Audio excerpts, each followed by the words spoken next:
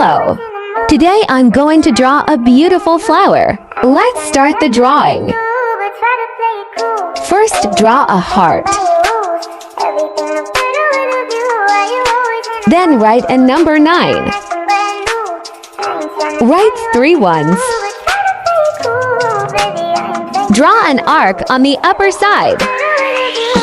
Write a letter U. Write 1. Draw small leaves. Then draw a branch.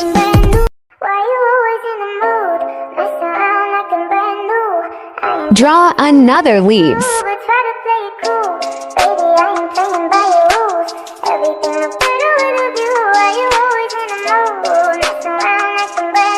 Shade the flower with pencil.